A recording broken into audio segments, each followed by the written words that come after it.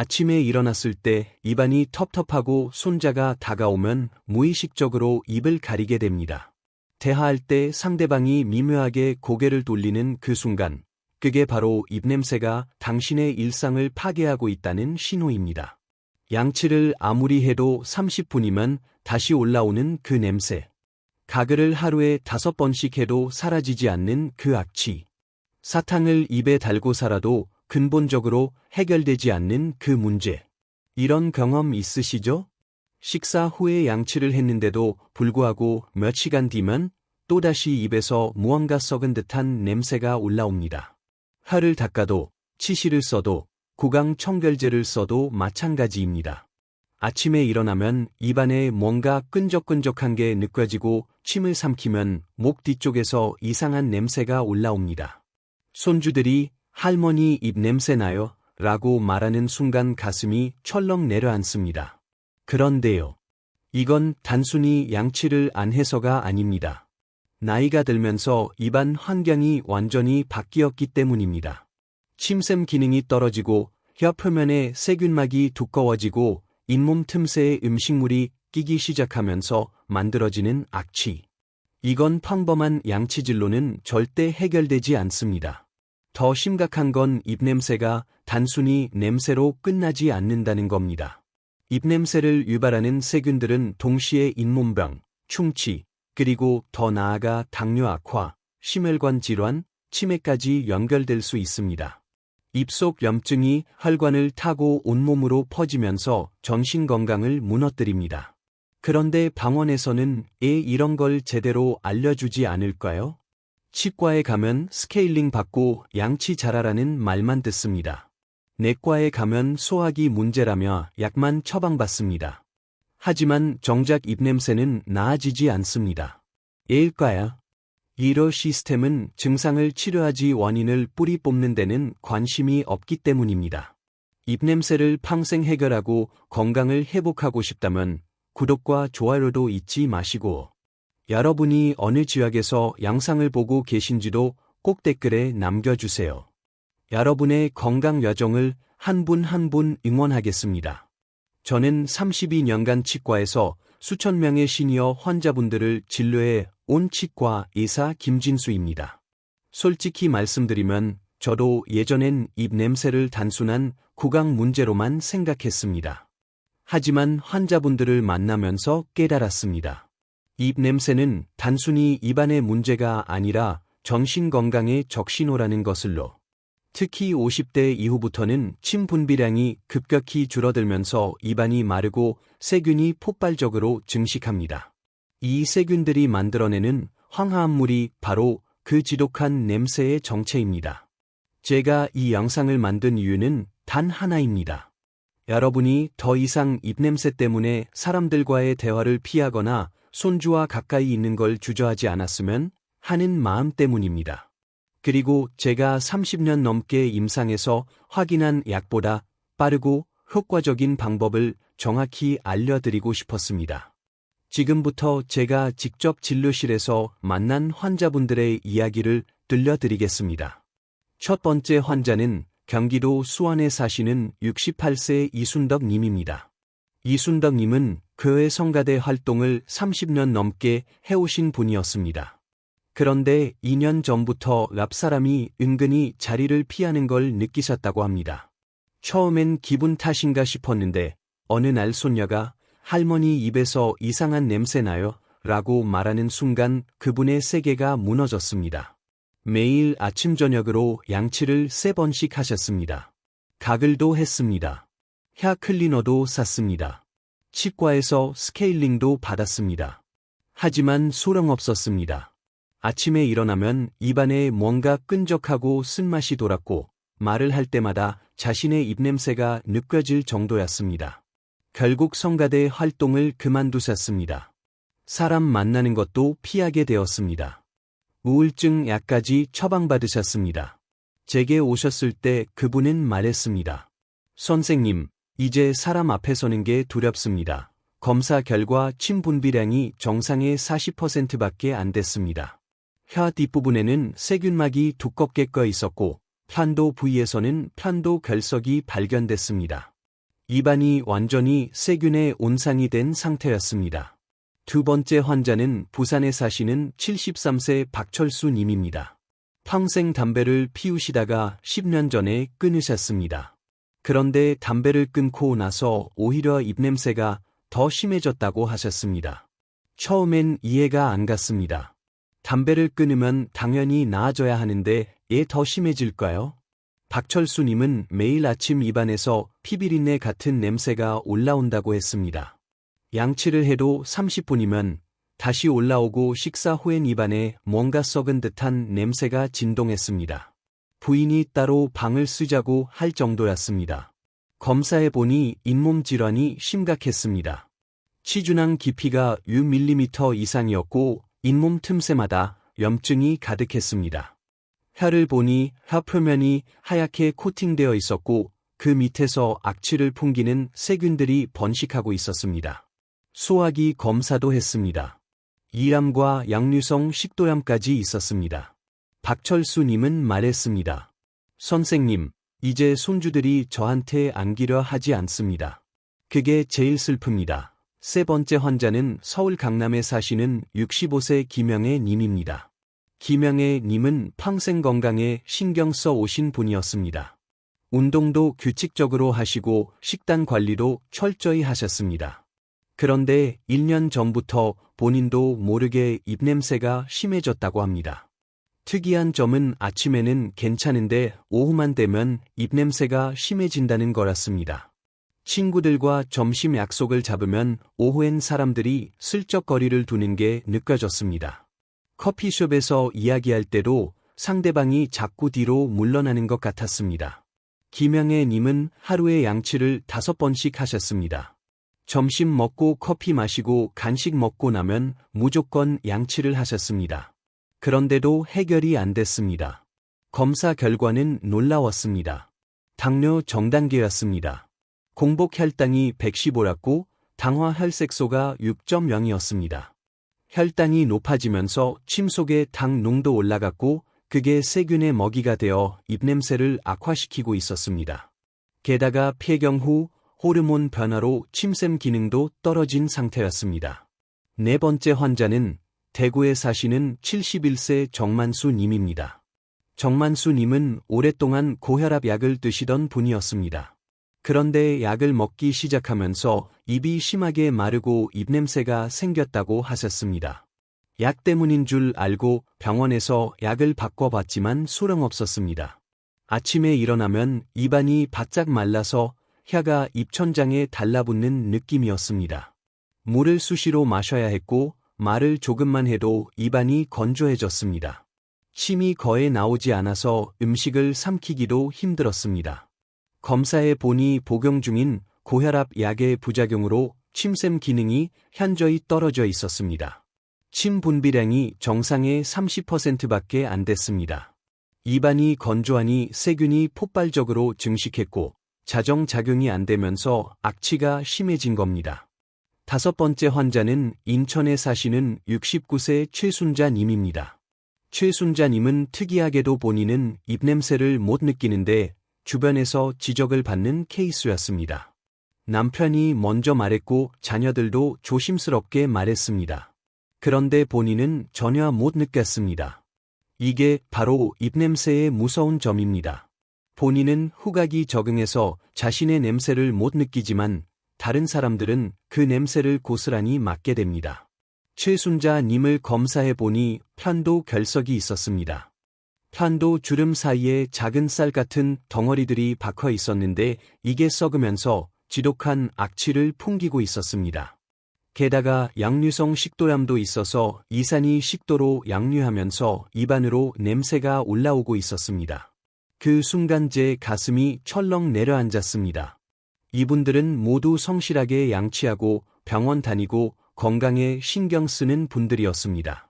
그런데도 입냄새가 해결되지 않았습니다. 왜일까요? 잠깐만요. 여기서 가장 중요한 부분이 나옵니다. 입냄새는 단순히 입안의 문제가 아니기 때문입니다. 입냄새는 양치만 열심히 하면 없어진다. 아닙니다. 나이 들면 입냄새는 당연하다. 절대 아닙니다. 가글만 하면 해결된다. 착각입니다. 입냄새의 진짜 원인은 세 가지 층위에서 동시에 작동합니다. 첫 번째 층, 입안 표면의 문제입니다. 여러분의 혀를 한번 거울로 보십시오. 하얗게 코팅되어 있지 않습니까? 그게 바로 세균막입니다. 의학 용어로 설태라고 부르는데 이 속에는 수억 마리의 혐기성 세균이 살고 있습니다. 이 세균들은 음식물 찌꺼기, 죽은 세포, 단백질을 먹고 황화수소, 메틸메르카탄 같은 황화합물을 만들어냅니다. 이게 바로 그 지독한 입냄새의 정체입니다. 계란 썩은 냄새, 생선 비린내, 하수구 냄새 같은 거 말입니다. 나이가 들면 혀 표면에 유두가 길어지고 틈이 깊어지면서 이 세균막이 더 두껍게 쌓입니다. 양치로는 절대 제거되지 않습니다. 두 번째 층, 침샘의 문제입니다. 침은 입안의 경비병입니다. 세균을 씻어내고 중화시키고 살균하는 역할을 합니다. 그런데 50대 이후부터 침샘 기능이 급격히 떨어집니다. 젊었을 때는 하루에 1에서 1.5리터의 침이 나왔다면 70대가 되면 절반 이하로 줄어듭니다. 특히 고혈압약, 당뇨, 항우울제, 수면제 같은 약을 먹으면 침이 더 줄어듭니다. 침이 줄어들면 입안이 마릅니다. 마른 땅에 세균이 번식하듯 마른 입안은 세균의 천국이 됩니다. 자정작용이 안 되니 악취가 계속 쌓입니다. 세 번째 층, 전신 건강의 문제입니다. 잇몸병이 있으면 잇몸 틈새에서 피가 나고 고름이 나옵니다. 이게 악취를 만듭니다. 당뇨가 있으면 혈당이 높아지고 침속당 농도 올라갑니다. 세균이 이 당을 먹고 더 빠르게 증식합니다. 양류성 식도염이 있으면 이산이 식도로 양류하면서 신맛과 함께 악취가 올라옵니다. 신장 기능이 떨어지면 암모니아 냄새가 입으로 나옵니다. 간 기능이 나쁘면 썩은 계란 냄새 같은 악취가 납니다. 폐렴이나 축농증이 있으면 고름 냄새가 입으로 올라옵니다. 여러분 한번 생각해 보십시오. 입 냄새는 단순히 냄새의 문제가 아닙니다. 여러분 몸이 보내는 경고 신호입니다. 그런데요. 병원에서는 왜 이런 걸 제대로 설명해 주지 않을까요? 치과에 가면 양치 잘하세요. 내과에 가면 소화제 드세요. 이비인후과에 가면 편도 결석 제거하세요. 각각의 과에서는 자기 영역만 봅니다. 하지만 입냄새는 여러 원인이 복합적으로 작용하는 문제입니다. 제가 더 일찍 말씀드렸어야 했습니다. 입냄새를 해결하는 건 어렵지 않습니다. 정확한 원인을 알고 근본적으로 접근해야 합니다. 지금부터 제가 30년 임상 경험에서 찾아낸 약보다 빠르고 효과적인 방법을 알려드리겠습니다. 이 방법들은 이미 수백 명의 환자들에게 효과를 확인받은 것들입니다. 첫 번째 솔루션, 티트리 오일 양치입니다. 여러분, 티트리 오일이 입냄새 제거에 왜 효과적인지 아십니까? 일반 치약은 표면만 씻어냅니다. 하지만 티트리 오일은 다릅니다. 강력한 천연 항균 성분이 세균막 속 깊숙이 침투해서 악취를 유발하는 세균을 직접 죽입니다. 티트리 오일의 주성분인 테르피넨 -4올은 의학계에서 인정받은 천연 항생제입니다. 이 성분이 입안의 혐기성 세균, 즉 악취를 만드는 세균들을 90% 이상 억제합니다. 연구 결과를 보면 티트리 오일을 사용하면 입냄새를 일으키는 황화합물이 72시간 동안 지속적으로 감소합니다. 일반 치약보다 5배 이상 효과적입니다. 게다가 티트리 오일은 잇몸 염증을 줄이고 치주 질환을 예방하고 편도 결석의 재발까지 막아줍니다. 구체적인 실천법을 알려드리겠습니다. 평소 사용하시는 치약을 칫솔에 짜고 그 위에 티트리 오일을 딱 한 방울만 떨어뜨립니다. 절대 많이 쓰면 안 됩니다. 한 방울이면 충분합니다. 그 상태로 3분간 꼼꼼하게 양치합니다. 특히 혀 뒷부분, 잇몸 경계선, 어금니 안쪽을 집중적으로 닦으십시오. 양치 후에는 물로 여러 번 잘 헹궈냅니다. 하루에 2회, 아침과 자기 전에 하시면 됩니다. 처음 사용하시면 약간 톡 쏘는 느낌이 들 수 있습니다. 이건 티트리 오일에 항균 성분이 작용하는 거니까 걱정하지 마십시오. 하지만 너무 자극적이라고 느끼시면 양을 반 방울로 줄이거나 이틀에 한 번씩 하십시오. 시니어 분들께 주의 사항을 말씀드립니다. 티트리 오일은 절대 삼키시면 안 됩니다. 반드시 희석해서 사용하고 양치 후에는 완전히 헹궈내십시오. 또 피부가 민감하신 분들은 입술에 닿지 않도록 조심하십시오. 약국이나 인터넷에서 100% 순수 티트리 에센셜 오일을 구입하시면 됩니다. 한 병에 1만 원 정도인데 한 방울씩만 쓰니까 6개월 이상 쓸 수 있습니다. 제 환자 중 한 분은 이렇게 말씀하셨습니다. 선생님, 티트리 오일로 양치한 지 일주일 만에 아침 입냄새가 완전히 사라졌어요. 손주가 이제 제 얼굴에 뽀뽀해 줍니다. 두 번째 솔루션, 하 스크래퍼입니다. 칫솔로 혀를 닦으시는 분들 많으시죠? 그런데 칫솔은 혀 표면만 문지를 뿐 깊은 틈 사이의 세균막은 제거하지 못합니다. 하 스크래퍼는 다릅니다. 유자 모양의 금속이나 플라스틱 도구인데 혀 뒤쪽부터 앞쪽으로 긁어내리면서 세균막을 물리적으로 벗겨냅니다. 연구 결과를 보면 혀 스크래퍼를 사용하면 입냄새를 일으키는 황화물이 75% 이상 감소합니다. 칫솔만 쓰는 것보다 3배 이상 효과적입니다.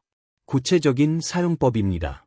매일 아침 양치 전에 거울을 보면서 혀를 쭉 내밉니다. 하 스크래퍼를 혀 가장 뒤쪽에 대고 부드럽게 앞쪽으로 긁어내립니다. 한 번에 5 내지 7회 반복합니다. 긁어낼 때마다 스크래퍼를 물로 헹궈가며 해야 합니다. 처음 하시면 하얀 찌꺼기가 잔뜩 나올 겁니다. 그게 바로 세균막입니다. 주의할 점은 너무 세게 긁으면 혀 표면이 상할 수 있다는 겁니다. 구락질이 날 수 있으니 천천히 부드럽게 하십시오. 혀 뒤쪽은 민감하니까 너무 깊이 넣지 마시고 불편하지 않은 선에서 하시면 됩니다. 약국이나 인터넷에서 5,000원 정도면 살 수 있습니다. 금속 재질이 플라스틱보다 오래 쓸 수 있고 위생적입니다. 제 환자분 중에는 선생님 혀 긁기를 한 후 입안이 이렇게 가벼울 수가 없어요. 말할 때 자신감이 생겼습니다. 라고 말씀하신 분도 계십니다. 세 번째 솔루션, 프로바이오틱스입니다. 장 건강에 유산균이 중요하다는 건 다들 아시죠? 그런데 입안에도 유산균이 필요하다는 건 아는 분이 별로 없습니다. 입안에는 700종 이상의 세균이 살고 있습니다. 이 중에는 좋은 균도 있고 나쁜 균도 있습니다. 문제는 나이가 들면서 나쁜 균이 압도적으로 많아진다는 겁니다. 구강 전용 프로바이오틱스는 좋은 균을 보충해서 나쁜 균을 억제합니다. 특히 락토바실러스 루테리, 락토바실러스 살리바리우스 같은 균주들이 입냄새 제거에 효과적입니다. 이 균들은 입안의 pH를 악산성으로 유지해서 악취세균이 못 살게 만듭니다. 동시에 잇몸 염증을 줄이고 면역력을 높이고 충치 예방에도 도움이 됩니다. 실천법은 간단합니다. 구강 전용 프로바이오틱스 제품을 약국에서 구입합니다. 하루에 한 알 자기 전에 입에서 천천히 녹여 먹습니다. 중요한 건 양치 후에 물 마시기 전에 먹어야 한다는 겁니다. 그래야 균들이 입안에 정착할 수 있습니다. 최소 2~3개월은 꾸준히 드셔야 효과가 나타납니다. 처음 2주 정도는 변화가 없을 수 있습니다. 하지만 한 달쯤 지나면 아침에 일어났을 때 입안의 텁텁함이 줄어드는 걸 느낄 겁니다. 시니어분들께 팁을 드리자면 냉장 보관이 필요한 제품도 있으니 구입할 때 확인하십시오. 그리고 항생제를 복용 중이시면 효과가 떨어질 수 있으니 담당 의사와 상의하십시오. 제 환자분 중에는 프로바이오틱스를 석 달 드신 후 선생님, 이제 사람들이 제 앞에 가까이 앉아도 눈치 안 보입니다. 라고 말씀하신 분도 계십니다. 네 번째 솔루션, 생강차입니다. 생강이 소화에 좋다는 건 다들 아시죠? 그런데 생강이 입냄새 제거에도 탁월하다는 건 모르시는 분들이 많습니다. 생강에는 진저롤, 쇠가올 같은 강력한 항균 성분이 들어 있습니다. 이 성분들이 입안의 악취세균을 직접 죽입니다. 동시에 침샘을 자극해서 침 분비를 늘립니다. 특히 생강은 황화합물을 분해하는 효소를 활성화시킵니다. 입냄새의 주범인 황화수소, 메틸메르카탄 같은 물질들을 빠르게 제거하는 거죠. 게다가 생강은 소화를 촉진하고 이암을 개선합니다. 양류성 식도염이 있어서 입냄새가 나는 분들에게 특히 효과적입니다. 실천법을 알려드리겠습니다. 생강 한 뿌리, 엄지손가락 크기를 깨끗이 씻어서 얇게 섭니다. 껍질은 벗기지 않아도 됩니다. 물 500ml에 생강을 넣고 약한 불에서 20분간 끓입니다. 색이 연한 갈색으로 변하면 불을 끄고 식힙니다. 이 생강차를 하루에 2~3잔 마십니다. 식후에 마시면 더 좋습니다. 또는 생강차를 입에 머금고 30초간 가글 한 후 삼켜도 됩니다. 시니어 분들께 주의 사항입니다. 생강은 혈액순환을 촉진하므로 혈압약이나 혈전용 해제를 드시는 분들은 과하게 드시지 마십시오. 하루 2~3잔 정도가 적당합니다. 또 속이 쓰린 분들은 생강 양을 줄이거나 식후에 드십시오.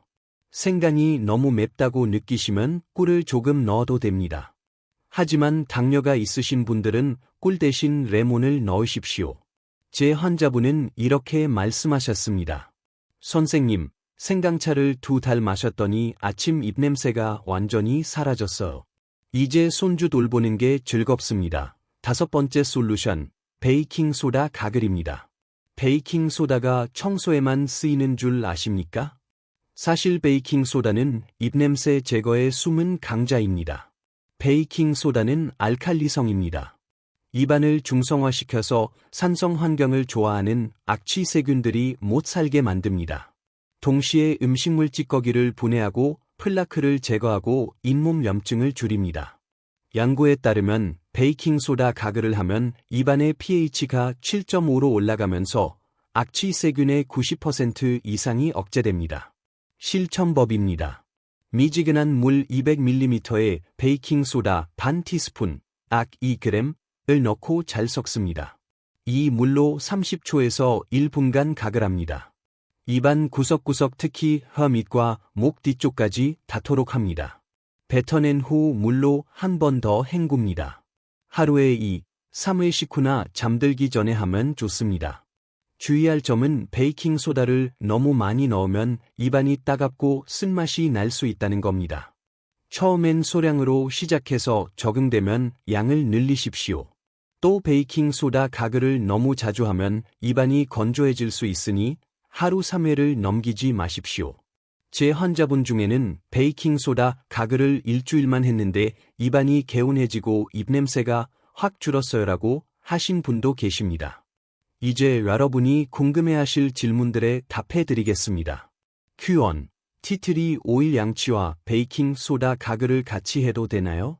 A: 네, 됩니다.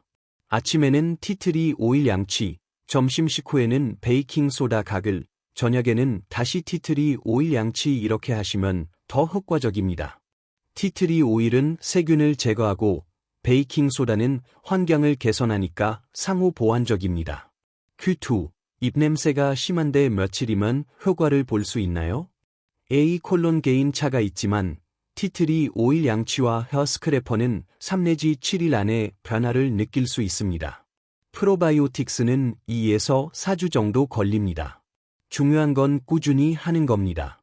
일주일 했다고 그만두지 마시고 최소한 달은 해보십시오. Q3. 가글은 하루에 몇 번 하는 게 좋나요? A: 베이킹소다 가글은 하루 2~3회가 적당합니다. 중요한 건 규칙적으로 하는 겁니다.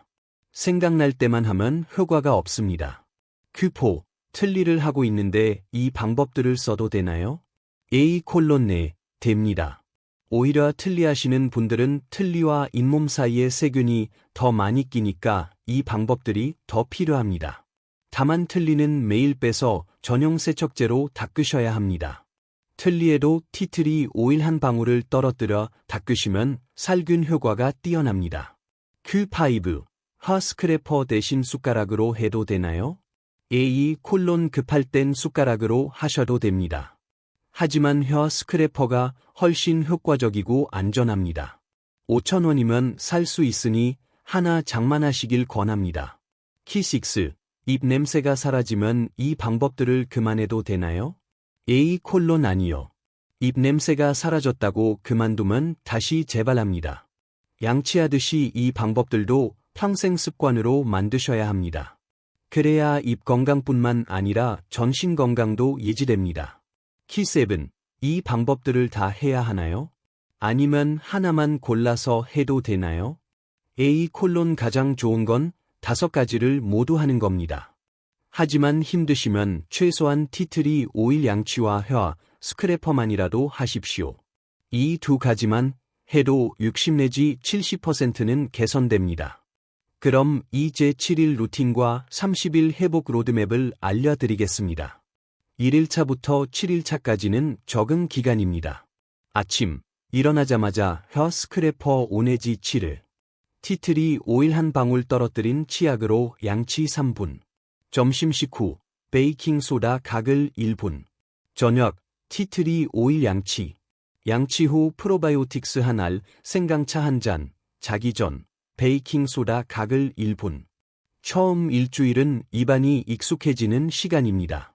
불편하거나 어색해도 포기하지 마십시오.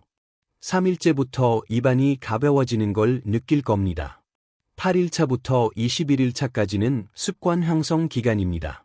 같은 루틴을 계속 유지합니다. 이 시기에 입냄새가 눈에 띄게 줄어들 겁니다.